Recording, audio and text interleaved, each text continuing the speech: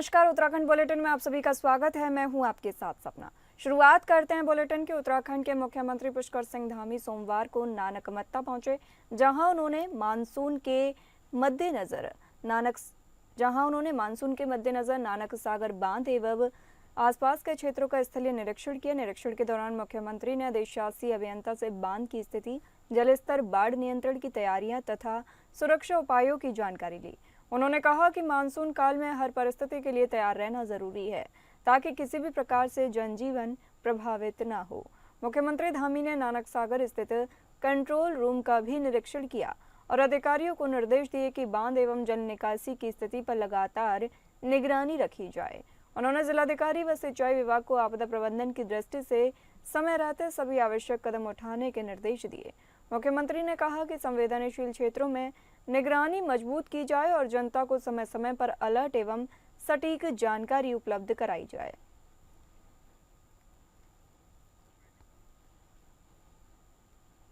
मुख्यमंत्री धामी ने नानक सागर स्थित कंट्रोल रूम का निरीक्षण किया और अधिकारियों को निर्देश दिए कि बांध एवं जल निकासी की स्थिति पर लगातार निगरानी रखी जाए।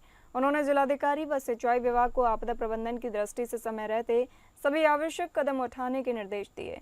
मुख्यमंत्री ने कहा कि संवेदनशील क्षेत्रों में निगरानी मजबूत की जाए और जनता को समय समय पर अलर्ट किया जाए एवं सटीक जानकारी उपलब्ध करवाई जाए।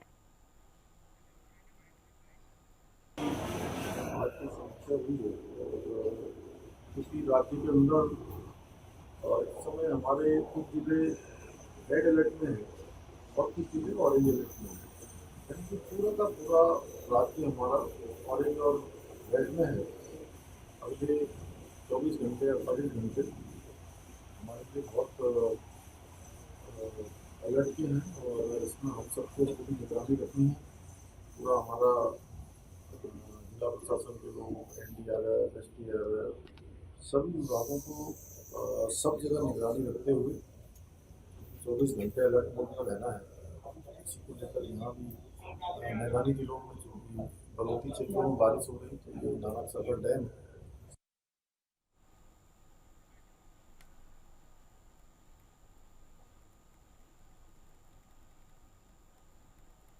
उत्तराखंड के मुख्यमंत्री पुष्कर सिंह धामी सोमवार को नानकमत्ता पहुंचे, जहां उन्होंने मानसून के मद्देनजर नानक सागर बांध एवं आसपास के क्षेत्रों का स्थलीय निरीक्षण किया। निरीक्षण के दौरान मुख्यमंत्री ने अधिशासी अभियंता से बांध की स्थिति, जलस्तर, बाढ़ नियंत्रण की तैयारियों की समीक्षा ली। ज्यादा जानकारी के लिए हमारे संवाददाता सत्यजीत सरकार हमारे साथ जुड़े हुए हैं। आपसे जानेंगे, सीएम ने किन किन मुख्य बिंदुओं पर निरीक्षण किया है?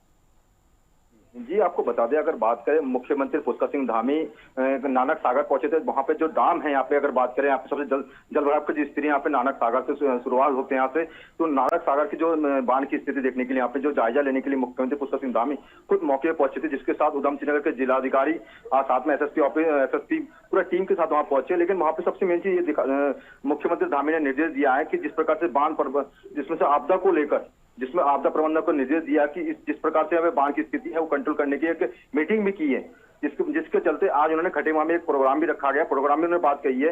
लेकिन सबसे अगर मेन चीज देखा जाए, उन्होंने जिलाधिकारी से सिंचाई विभाग की आपदा प्रबंधन में उसमें बात की है और ठोस कदम उठाने की बात कही है कि जिस प्रकार से रुद्रपुर की बात करें, रुद्रपुर में छोटी छोटी जगह में एक 24 घंटे के बारिश में जलभराव की समस्या बन जाती है।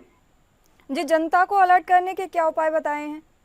जी, जनता को अगर बात कही है, जिस प्रकार रुद्रपुर हो गया और साइड में कास्तीपुर हो गया, कई जगह जलभराव की समस्या तो देखते हुए जनता से उन्होंने ये अपील किया कि जिस प्रकार से अगर जलभराव को चलते उन्होंने सरकार से, उन्होंने जितना जनता उनसे बात कही है कि इनको अच्छे सुरक्षित जगह पे पहुंचाया जाए।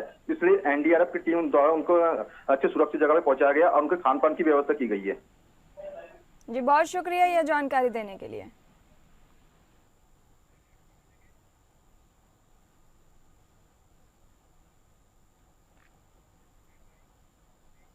महिलाओं के लिए देश के सबसे असुरक्षित शहरों में देहरादून शामिल हो गया है। राष्ट्रीय महिला आयोग द्वारा हाल ही में जारी नारी 2025 रिपोर्ट ने एक चौंकाने वाला सच सामने रखा है कि देहरादून देश के 10 सबसे असुरक्षित शहरों में शामिल है। इसको लेकर जहां कांग्रेस ने बीजेपी सरकार की आलोचना की है, तो वहीं उत्तराखंड महिला आयोग की अध्यक्ष कुसुम कंडवाल ने इस रिपोर्ट पर सवाल उठाए हैं।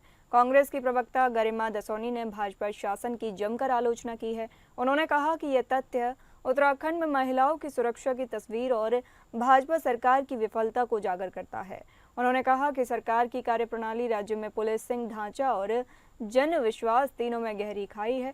कांग्रेस प्रवक्ता ने कहा कि यह कोई कागजी चिंता नहीं है, बल्कि जमीनी हकीकत है जो महिलाओं की जिंदगी को हर दिन खतरे में डाल रही है। आखिर कब तक हम और घटनाओं का इंतजार करेंगे? वहीं दूसरी ओर उत्तराखंड महिला आयोग की अध्यक्ष कुसुम कंडवाल ने इस रिपोर्ट को सिरे से खारिज किया है। उन्होंने कहा कि राष्ट्रीय अध्यक्ष से उनकी बातचीत हुई है।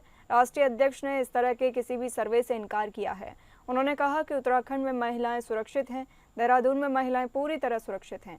वहीं केदारनाथ से बीजेपी विधायक आशा नोटियाल ने भी कांग्रेस पर कटाक्ष करते हुए कहा कि जिनकी सरकारों में मंत्री विधायक महिला अपराधों में संलिप्त होते थे, एफआईआर के लिए भी आंदोलन करना पड़ता था, आज वही रिपोर्टों को गलत तरीके से पेश कर देवभूमि की छवि खराब करने की कोशिश में लगे हैं। उन्होंने कहा कि धामी सरकार द्वारा महिलाओं की सुरक्षा और सम्मान के लिए अभूतपूर्व एवं साहसिक कदम उठाए जा रहे हैं। अब तक जितने भी महिला अपराधों के मामले सामने आए हैं, उनमें एक भी ऐसा नहीं है जिसके आरोपी कानूनी शिकंजे से बाहर हों। कुछ प्रकरणों में तो रिकॉर्ड समय में कानून प्रक्रिया पूरी करवाकर दोषियों को उम्र कैद तक की सजा सुनिश्चित करवाई गई है। शेष जो भी अपराधी हैं वे जेल में हैं, अपने गुनाहों की सजा का इंतजार कर रहे हैं और इनमें कोई भी बचने वाला नहीं है।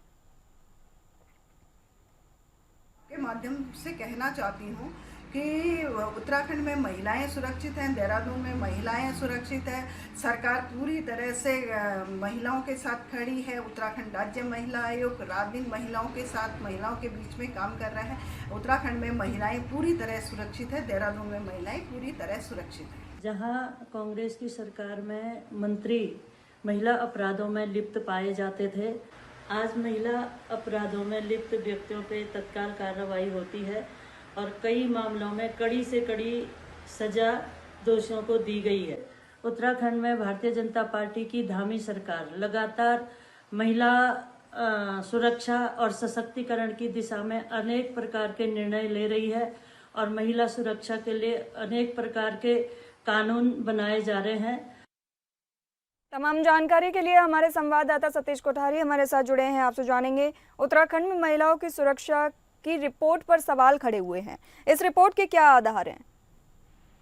देखिए, केंद्र सरकार की रिपोर्ट है ये और केंद्र जो महिला आयोग है उसकी रिपोर्ट के अनुसार है ये। और जिस तरीके से लगातार कहा जा रहा है कि उत्तराखंड में जिस तरीके से महिला उत्पीड़न को लेकर लगातार आंदोलन चलते हैं, सड़कों पे उतरा जाता है और आपने देखा होगा जब से अर्पिता भंडारी हत्या केस हुआ तब से लगातार जो है प्रदर्शन हो रहे हैं महिला अपराध को लेकर। और सबसे बड़ी बात ये, महिला खुद भाजपा के कई जो है नेता जो है महिला अपराध में सम्मिलित पाए गए हैं, तो इसको लेकर जो कांग्रेस ने सवाल खड़े करे बार बार, तो उसी पे सफाई देते हुए भाजपा विधायक केदारनाथ विधायक आशा नोटियाल ने कहा कि कोई यहाँ पे जो है अगर कोई इस तरीके की कोई घटना आती है तो सरकार बिल्कुल सख्त कानून बना रखा है और महिलाओं को एक साथ कोई अपराध नहीं होते हैं उत्तराखंड में। लेकिन ये साफ दर्शा रहा है कि कुछ ना कुछ तो बात है, क्योंकि उत्तराखंड में महिला अपराध बहुत ज्यादा है इस समय। जिस तरीके से आपने देखा होगा लगातार भाजपा के और खास करके वो भाजपा के चाहे कार्यकर्ता हों चाहे पार्षद हों, ऐसा काफी ज्यादा जो है सम्मिलित पाए गए हैं। लेकिन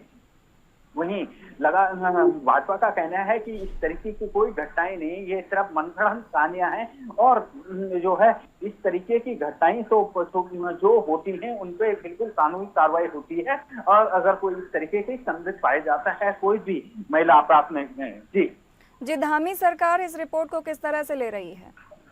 देखिए, धामी सरकार रिपोर्ट को वो जो विधायक हैं धामी सरकार में उनका भी कहना ये है कि जो महिला अपराध है वहाँ पे बहुत ज्यादा सुरक्षित हैं महिलाएं। और सरकार की बात करूं, वो कुसुम कंडवाल जो हैं महिला आयोग की अध्यक्ष, उनका भी कहना है कि ये जो है रिपोर्ट ही गलत है। लेकिन अब देखते हैं आगे जिस तरीके से नूरत चल रही है, क्योंकि ये महिलाओं से जुड़ा हुआ मामला है। नूरत भाजपा कांग्रेस करती रहती है इन मामलों में, तो ये देखना यह है कि आगे कितनी सुरक्षित रहती है महिलाएं और कितना जो है ये धामी सरकार कुछ कर पाती है। जी बहुत शुक्रिया सतीश, आपसे और भी जानकारी आगे लेंगे, तब तक आप बने रहिए।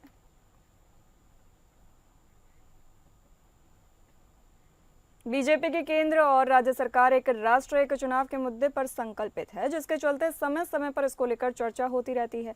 इसी के क्रम में देहरादून में एक राष्ट्र एक चुनाव पर छात्र नेताओं ने चर्चा की। इसमें भाजपा के राष्ट्रीय संयोजक ओम प्रकाश धनखड़ और भाजपा प्रदेश अध्यक्ष महेंद्र भट्ट भी मौजूद रहे। सम्मेलन को लेकर राष्ट्रीय संयोजक धनखड़ ने कहा कि साल 1967 तक देश में एक चुनाव होते थे, लेकिन इंदिरा गांधी ने अपने स्वार्थ के लिए राज्यों के चुनाव को अलग कर दिया, जिससे न सिर्फ धन की बर्बादी होती है बल्कि समय भी अधिक व्यर्थ होता है। वहीं भाजपा प्रदेश अध्यक्ष महेंद्र भट्ट ने सम्मेलन को लेकर कहा कि उत्तराखंड के विभिन्न जनपदों से छात्र नेताओं ने प्रतिभाग किया, क्योंकि छात्र नेता किसी भी आंदोलन की नींव होते हैं। इसलिए इस सम्मेलन के बाद उत्तराखंड में भी इसे लेकर माहौल बनेगा।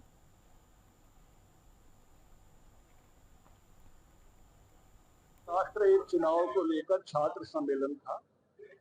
देश में 1967 तक एक साथ चुनाव होते थे। अगर एक साथ चुनाव होंगे लोकसभा और विधानसभा के, तो 1/3 पैसा कम खर्च होगा। अगर मैं छोटी इकाई पकड़ूं 4.5 लाख करोड़ की, तो भी 1.5 लाख करोड़ रुपए की बचत होगी, जो 15 राज्यों की बचत 1.5 लाख करोड़ से अधिक कम है। एक आंकड़ा रामनाथ कोविंद कमेटी का और बताता हूं कि हमारे जीडीपी में 1.5% की बढ़ोतरी होगी अगर चुनाव एक साथ होते हैं। और अभी हमारा जीडीपी वो 369 लाख करोड़ का है आज के भाव के हिसाब से, आज की डेट के हिसाब से। तो ये बढ़ोतरी 5.5 लाख करोड़ की बढ़ती है। उत्तराखंड कांग्रेस में संगठन को मजबूत करने के लिए हाईकमान ने एक बड़ी पहल की है। प्रदेश के सभी 13 जिलों में संगठन सृजन कार्यक्रम चलाया जा रहा है। इस कार्यक्रम के तहत पार्टी के उन सभी कार्यकर्ताओं को तरजीह दी जाएगी जो लंबे समय से पार्टी में हैं और संगठन को मजबूत करने की कवायद कर रहे हैं। आपको बता दें कि कांग्रेस में इस समय कार्यकर्ता काफी मायूस हैं। लंबे समय से प्रदेश में जनता के बीच अपनी पेठ बनाने में जुटे हैं, लेकिन कोई खास सफलता नहीं मिल पाई है। पिछले 2 लोकसभा चुनाव और 2 विधानसभा चुनाव में पार्टी की हार हुई है।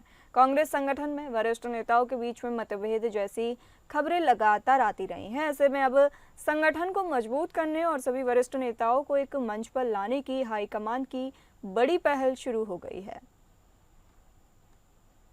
नहीं, देखिए, संगठन गठन की प्रक्रिया जो है प्रारंभ हुई है और इस परिप्रेक्ष्य में हमारी प्रभारी शैलजा जी ने यहाँ पर एक बैठक भी की थी और उसमें जो आवश्यक दिशा निर्देश थे वो देने का काम किया है। राष्ट्रीय स्तर से जो है ऑब्जर्वर्स भेजे गए हैं जो हर जिले और महानगर में जाकर के कांग्रेस के कार्यकर्ताओं से सीधा संवाद स्थापित करके ये जो हमारा संगठन है उसका गठन करने का काम करेंगे।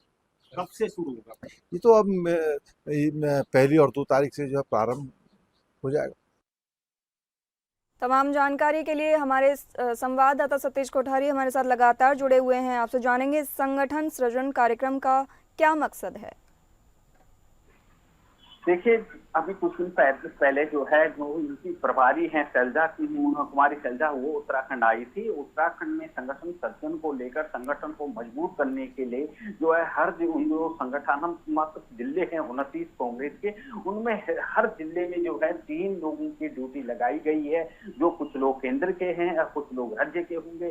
तो उनको मैं वो जनता के बीच जाएंगे, जनता के बीच जाके अपने जो नीतियां हैं कांग्रेस की उनको बताएंगे कि क्या कांग्रेस की नीतियां हैं और किन नीतियों पे जो है 27 में चुनाव लड़ेंगे और आने वाले जो चुनाव होंगे लोकसभा राज्य विधानसभा के, उनमें किस तरीके से जो है किया जाएगा। और यहाँ पे जो वोट चोरी का मामला है उस पर भी प्रदर्शन किया था कांग्रेस ने, तो उसको बताएंगे कि क्या आप जनता के बीच ये सारी नीतियां बताएंगे। तब ये जो हर घर जो जाने की बात कर रहे हैं और जो ये कार्यकर्ता हैं जो हर संगठनात्मक जिले में 3 लोग जो होंगे वो वहां प्रवास करेंगे और वो 1-1 हफ्ते की ड्यूटी लगेगी। हफ्ते में 1-1 हफ्ते तक जो है तो उस हर संगठनात्मक जिले में जाएंगे और जनता के बीच जो है समूह बनाएंगे और आने वाले 27 के लिए रणनीति बनाएंगे।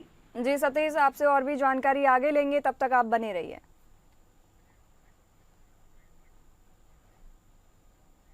उत्तराखंड में मेडिकल कॉलेजों को लेकर सियासत गर्मा गई है। भाजपा प्रदेश अध्यक्ष और राज्यसभा सांसद महेंद्र भट्ट ने संसद में सीमांत पहाड़ी जिलों में नए मेडिकल कॉलेज खोलने की जरूरत बताई और केंद्र सरकार से इसे जल्द धरातल पर उतारने की मांग की, लेकिन कांग्रेस ने इस पर सवाल उठाए हैं।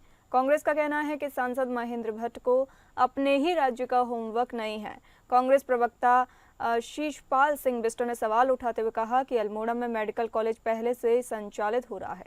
पिथौरागढ़ में मेडिकल कॉलेज की स्थापना पूरी हो चुकी है और संचालन की प्रक्रिया शुरू होने वाली है। ऐसे में इन जिलों का नाम लेकर सांसद ने सिर्फ बयानबाजी की है। बिष्ट का आरोप है कि भाजपा के सांसद और विधायक जनता के मुद्दों को सदन में उठाते नहीं हैं और उठाते भी हैं तो उनका होमवर्क पूरा नहीं होता, तैयारी अधूरी रहती है। उनका कहना है कि श्रीनगर मेडिकल कॉलेज तक का पूरा लाभ जनता को नहीं मिल पा रहा जब तक मौजूदा मेडिकल कॉलेज की व्यवस्था नहीं सुधरेगी।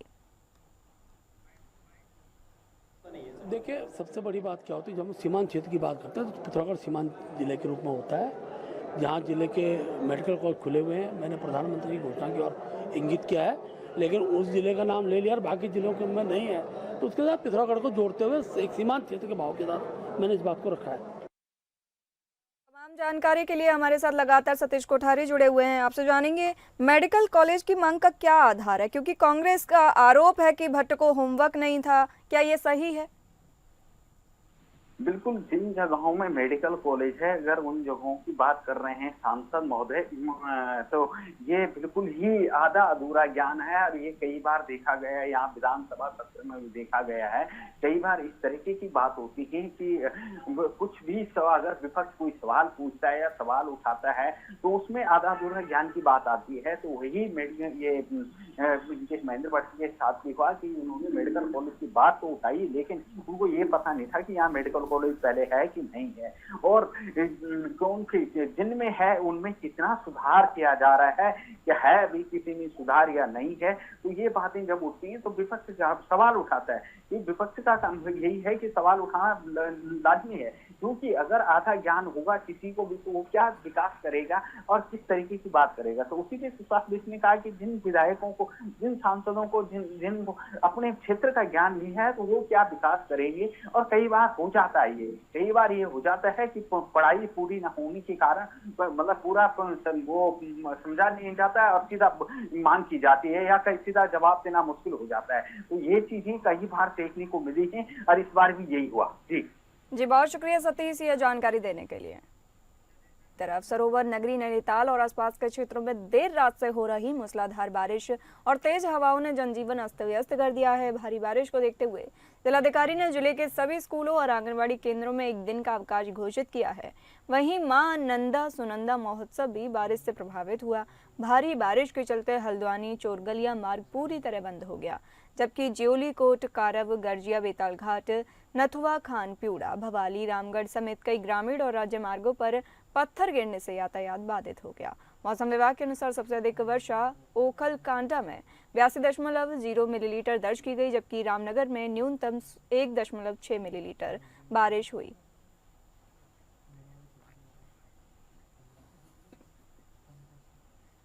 प्रदेश भर में हो रही लगातार बारिश से हालात बिगड़ते जा रहे हैं। अब इसका असर पौड़ी में देखने को मिल रहा है। पौड़ी में 24 घंटे से जारी बारिश के कारण कई मार्ग बाधित हो गए हैं। कंडोलिया पार्क के सामने सड़क पर पानी भर गया है। वहीं कंडोलिया थीम पार्क में पेड़ गिरने से बिजली की लाइन क्षतिग्रस्त हो गई। साथ ही श्रीनगर गढ़वाल में अलकनंदा नदी का जलस्तर बढ़ने से नदी किनारे रहने वाले लोगों की परेशानियां बढ़ गई हैं। जिला प्रशासन लगातार लोगों को सतर्क रहने की अपील कर रहा है। डीएम ने बताया कि लंबे समय से केवल 2 सड़कें बाधित हैं, जबकि 2 रास्ते बारिश की वजह से बीच बीच में बंद हो रहे हैं, उन्हें खोलने का काम लगातार किया जा रहा है। जो आज सुबह अलकनंदा नदी का जलस्तर था वो हमारे डेंजर लेवल से तो नीचे था, लेकिन अलार्मिंग लेवल को क्रॉस कर चुका था और जिसके कारण वहाँ पे सुरक्षा के दृष्टिगत वहाँ के मंदिर, दुकानों को और जो स्कूल भी वहाँ के 6 सिचुएटेड थे उनको भी तत्काल कार्रवाई करके प्रशासन और पुलिस द्वारा बंद कराया गया और साथ में अलर्ट भी किया गया सभी वहाँ के आसपास रहने वालों को भी। जो भी अभी आज सुबह से हमारे पास सूचनाएँ आ ही रही हैं, तो जितनी भी सड़कें बाधित हो रही हैं सभी को खोला जा रहा है। लंबे समय से बंद हमारी बस 2 सड़कें हैं, बाकी सभी सड़कें जैसे ही बंद हो रही हैं उनको खोलने का काम किया जा रहा है। सोनप्रयाग में बड़ा हादसा हो गया। एक कार सोनप्रयाग से गौरीकुंड की ओर जा रही थी, तभी मनकटिया लैंडस्लाइड जोन में कार के ऊपर एक बड़ा पत्थर आ गिरा। दुर्घटना में 2 लोगों की मौके पर ही मौत हो गई, जबकि 3 अन्य गंभीर रूप से घायल हो गए। वाहन में कुल 11 सवारियां मौजूद थीं। हादसे की सूचना मिलते ही स्थानीय लोग और रेस्क्यू टीम मौके पर पहुंचे और घायलों को सोनप्रयाग अस्पताल पहुंचाया गया।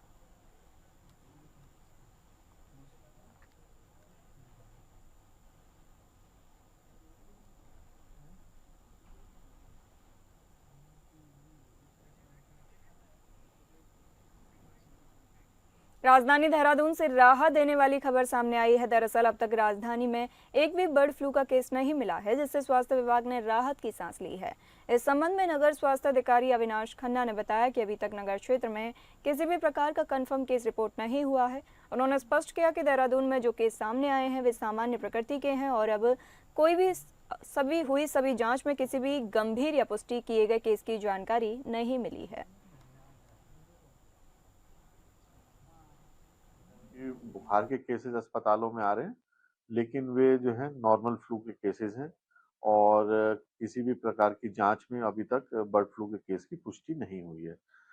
इसके ऊपर फ्लू क्लिनिक्स वगैरह जैसे होते हैं, उसमें भी जो है सभी जगहों से डाटा इकट्ठा किया जा रहा है और जो एपिडेमियोलॉजिस्ट हैं जो हमारे यहाँ सीएमओ ऑफिस में, उनके द्वारा भी अवगत कराया गया है कि अभी किसी भी प्रकार के कहीं भी जिलेवार देहरादून में इस प्रकार का कोई भी केस जो है हम लोगों के संज्ञान में ऐसा नहीं आया है। यदि ऐसा कोई भी केस आता है तो उसके बाद जो है गाइडलाइंस के अंतर्गत जो है पूरे जो है जिले में जो है उस पर कार्रवाई की जाएगी।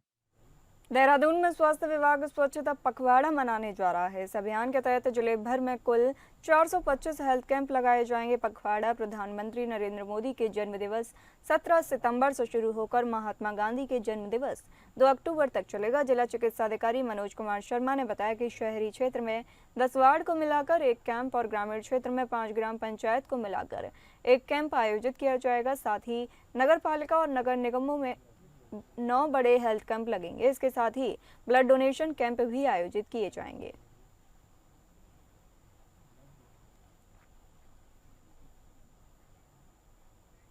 खबर चमोली से है, जहां जिला अस्पताल गोपेश्वर में प्रसव के दौरान महिला की मौत हो गई।